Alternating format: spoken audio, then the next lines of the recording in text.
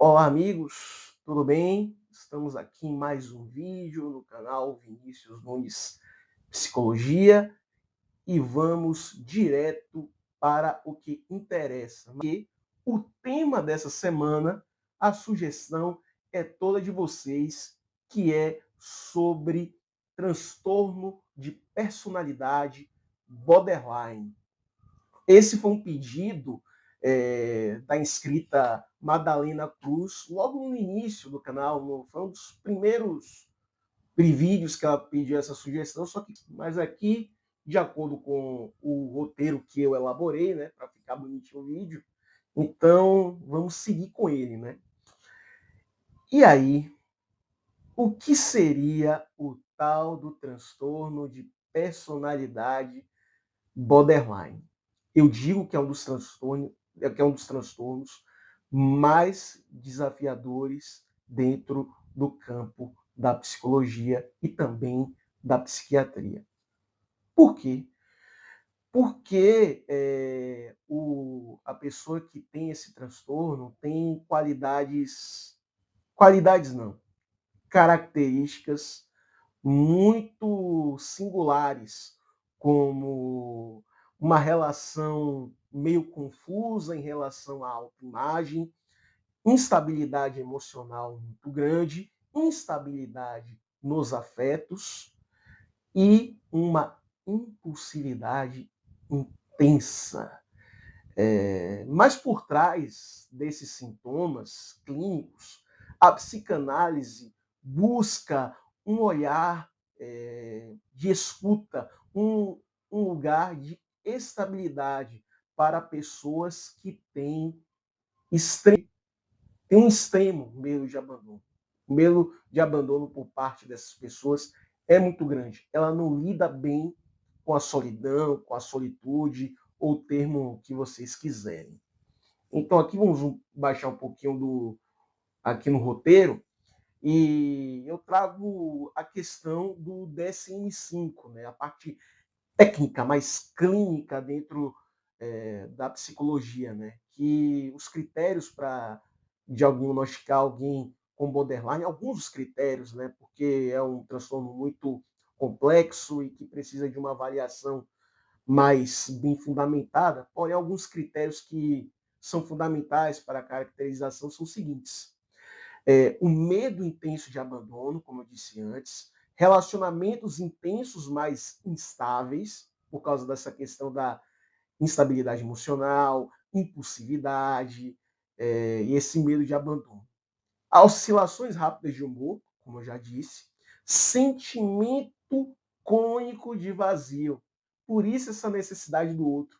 Por isso o medo de abandono. Porque quando ela está sozinha, ela se sente vazia. Ela não se sente completa se não tiver aquela pessoa que na psicanálise chamamos do objeto amado. Se não tiver o amor ou uma pessoa, seja da parte romântica, ou algum parente, pai ou mãe, se aquela, ou melhor amigo, amiga, essa pessoa precisa daquele porto seguro dela. Além disso, tem a questão dos comportamentos impulsivos, gastos, sexo, drogas, automutilação. Então, por isso que é um transtorno assim que a gente tem que tratar com muito cuidado, com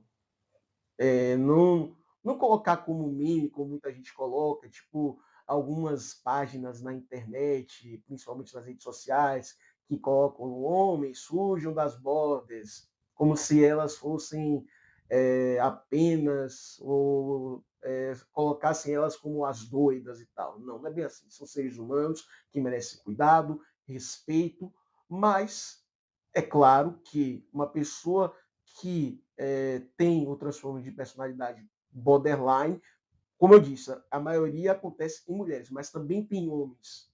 Também tem homens, também existem homens com transtorno de personalidade borderline. Então, tanto nos dois casos, precisa de tratamento, precisa de, de um tratamento multidisciplinar ou até interdisciplinar, né? Que são os termos que a gente tem usado bastante dentro da saúde. Então, a pessoa tem que ter tratamento psiquiátrico, tem que ter tratamento psicológico, tem que ter uma assistência muito boa da sua rede de apoio. Então, existem questões que são verdadeiras e que não podem ser rejeitadas ou subestimadas.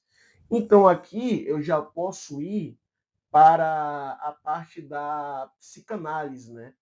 Obviamente que o Sigmund Freud nunca usou o termo borderline, porém ele tem os conceitos que eu diria que são muito úteis, como, por exemplo, as ideias de fixações e de regressões, porque Freud acredita que nós, né, nas fases iniciais da vida, temos aquela fase oral, que queremos colocar tudo na boca, a fase anal, que basicamente a zona de prazer, a zona erógena, é na região do ânus, a fase fálica, aquela fase que o menino ou a menina toda hora fica querendo botar a mão nas genitais e tal, você fala algumas coisas, aquela fase de descoberta. E depois que ela passa por essas fases, tem a fase sexual, que é quando ela já está se relacionando com outras pessoas, né? E já é para começa na puberdade e vai até a idade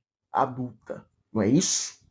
Então a gente tem outros conceitos como a pulsão de morte, que é aquela questão da você buscar a morte, a autodestruição, que é um fato que a gente tem também que ter a pulsão de vida, que é a da sobrevivência, e a de morte, que é a busca para o nosso destino final. Até porque a única certeza que nós temos é que todos nós vamos morrer.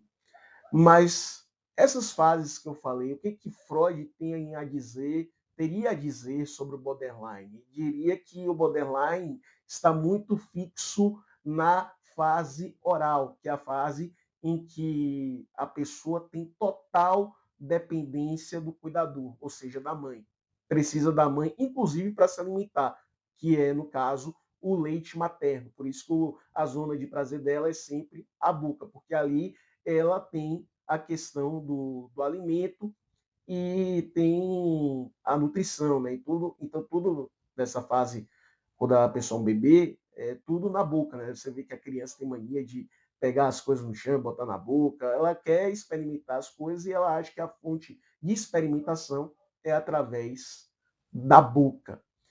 E aí, como relacionamos isso com o borderline? A questão do medo de ser abandonado, da falta de independência que você vai conquistando com as outras fases. Né? Segundo Freud, essas fases são importantes para a constituição do sujeito até chegar na fase sexuada, que é quando a pessoa vai em busca do outro, deixa de ser egocêntrica e também vê no outro como uma fonte de prazer e de próprio e também de dar prazer, né? Começa a ver o outro como uma figura, deixa de ser tão egocêntrica e passa a ver que faz parte de uma sociedade. Então, as pessoas que têm borderline têm muita dificuldade dessa questão da independência.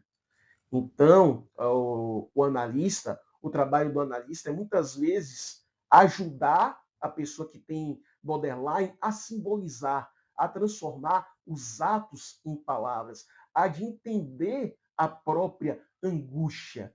Então, assim, é importante que a gente tenha essa noção quando você está na posição de analista, né? Porque na psicanálise a gente acredita que a pessoa que tem borderline precisa de uma pessoa que represente uma estabilidade e que a ajude a simbolizar o que ela não consegue, a buscar essa independência, transformar o tapa que ela quer dar a alguém em palavra, por que ela está se sentindo inseguro, por que ela está sentindo hostilidade. Né? Então, é importante que durante o tratamento, tanto a pessoa que está em tratamento, ou seja, a pessoa que tem borderline, quanto o analista, busque que essa pessoa fale, simbolize. Então é fundamental também para você que é da rede de apoio, que ajude essa pessoa a falar,